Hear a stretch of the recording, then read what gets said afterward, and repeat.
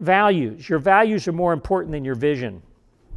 One delineates where you want to go. The other defines what you'll look like when you get there.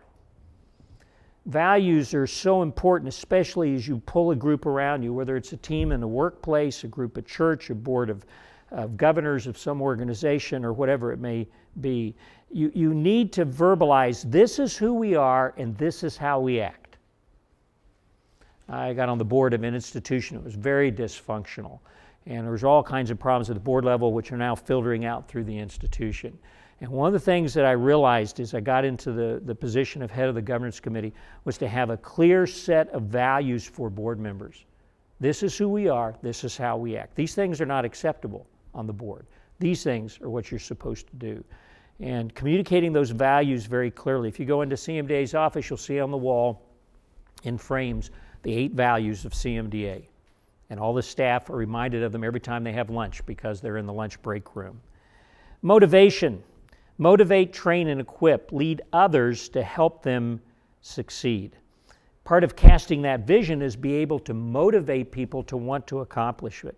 And you do that by reinforcing each team member's identity and uniqueness. Knowing you are significant motivates extraordinary performance.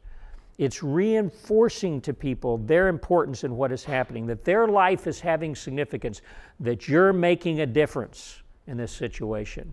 And that's extremely motivating. People will really work for what they really want. Find out what they want and motivate them. Even if a motivator needs to be emotionally motivated from time to time. You heard Dr. Swinson talking about that. Insert incentives into your own life. He said, sometimes I have to be motivated. I need to watch an epic movie to get that courage to move forward. And being around other people that are motivators will help motivate you. I learned this a lot of different times, but one of the main ways when we got to Africa and we were working in community health, and how do you change people's behavior? We had 300,000 people, no television, no radio, no newspapers, that didn't have latrines, didn't have clean water, weren't immunized, weren't spacing their children, and the list went on for 25 or 30 interventions. And I learned very quickly that just presenting information to them, you'll be healthy if you do this, didn't make much difference. What made a difference was motivating them and motivating our volunteer health helpers that went through the community. And as we use things like non-financial motivators, comparing your performance to other people, competitions, giving them a sense of identity in the community, creating a sense of family. And we did it through all different sorts of techniques. These motivational principles is what turbocharged the program and took it off. Today, there's over 1 million people that have a community health helper from that group coming to their home every month. And behaviors changed tremendously in the community. And it was all because of motivation. Another characteristic of leadership is don't worry. A worried leader is a whirlpool that drags everyone into a vortex. Fight worry by seeking God's guidance, following His principles, doing your best, and leaving the results in His hands. I know you guys worry about all sorts of things, and it's a tendency we all have. I got an exam, this isn't going well, I've got a problem in this relationship. But the Bible tells us very clearly, one of my favorite translations of Philippians 4, 6, and 7, don't fret or worry. Instead of worrying, pray. Let petitions and praises shape your worries into prayers, letting God know your concerns. Before you know it, a sense of God's wholeness, everything coming together for good, will come and settle you down. It's wonderful what happens when Christ displaces worry at the center of your life. If you worry, you have a ball and chain around your leg, and you will not be a good leader. People don't want to follow someone who's sitting there fretting all day long. So don't worry and develop that skill. You know how I don't worry? I accept the worst. Very simple. When I went into Mogadishu in the midst of a war, taking people in there that I was responsible for, there was a lot of reasons to fret. I mean, I'd never done medical work with 10 guys with machine guns around us all the time. But realizing that, yes, Lord, if you take my life, if you take the lives of these other people, I accept that, if that's your will. There's no worry anymore. I've accepted the worst. Everything else seems not so bad, right? So don't worry. A living sacrifice. If a personal sacrifice is needed, real leaders go to the front of the line. People follow by example. We had a financial crisis in CMDA a couple years ago. One of the things that my policy with the board, I will never accept any kind of financial increase in my salary or anything unless everybody else is going to get the same. If there's going to be a sacrifice necessary, I want to be first in line to do it, whether it's time, whether it's money, whatever. Successful people have sacrificed and suffered along the journey to greatness. And there is sacrifice in leadership.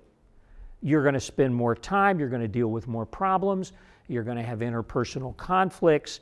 Those things go along with leadership. But if you're willing to sacrifice, you can be the leader that God designed you to be. Servant leadership. Servants don't get the big bucks. They don't get the big accolades. I could tell you story after story of people that come up to me complaining about this, upset about that, all these type of things. And you just have to learn to realize that you're a living sacrifice and you listen to their concerns, because criticism will drag you down. More leaders fall over this issue, other than moral issues, probably than anything else. Criticism is the sales tax on success. The more you succeed, the more you can expect to be taxed. If you do nothing, people will criticize you, and if you do anything, people will criticize you. It's just the nature of the game. The more successful you are, there's certain people that just want to criticize you to bring you down to their level. Learn to live with it. Learn to be a duck. Let the waters of criticism and gossip roll off your back. Here's one of my favorite quotes from the book I just completed. Criticism is bitter medicine.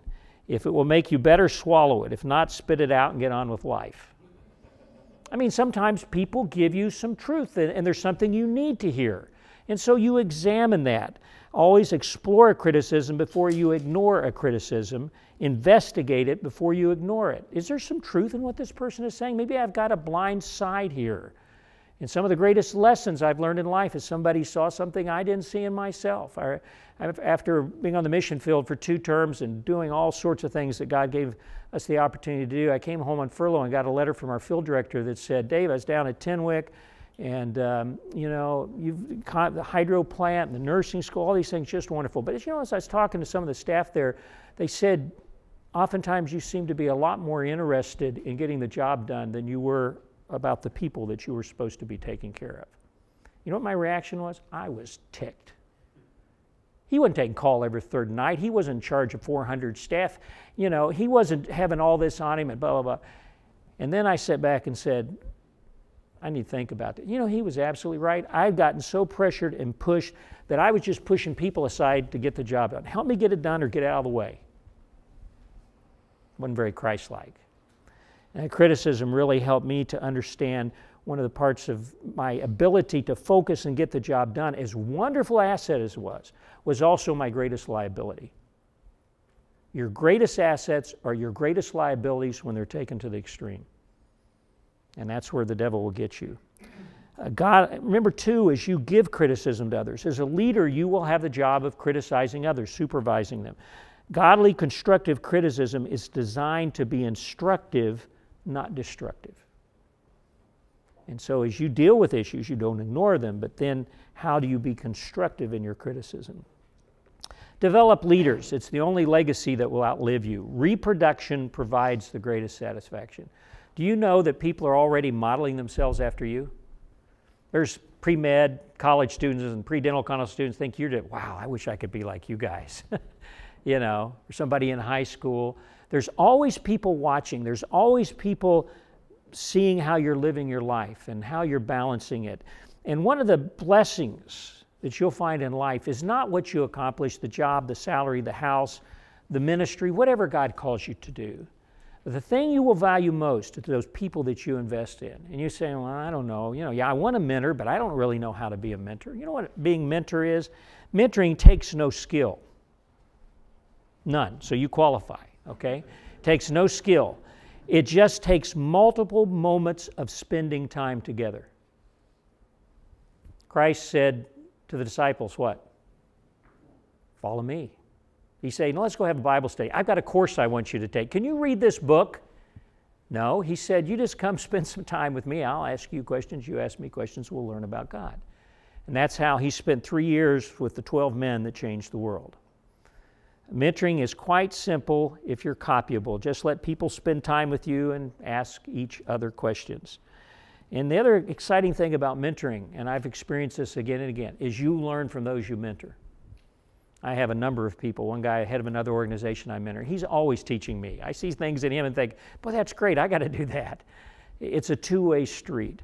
But if you're a really good leader, you want to invest in the lives of other people. That's the only thing you're going to take to heaven with you. That's it. Nothing else goes along, just other people. And when you get your life over with, and someday that'll happen, you'll look back and those are the things you'll value the most. Leadership is worth the investment. It is worth the investment of time. And when your life does come to an end, you'll look back and see how God has used you to bring change into people's lives, into your community, into your church, into your family, into your country, into your profession. And there's no better feeling than know the God of all the people in the world decided since you prepared yourself, He's going to use you.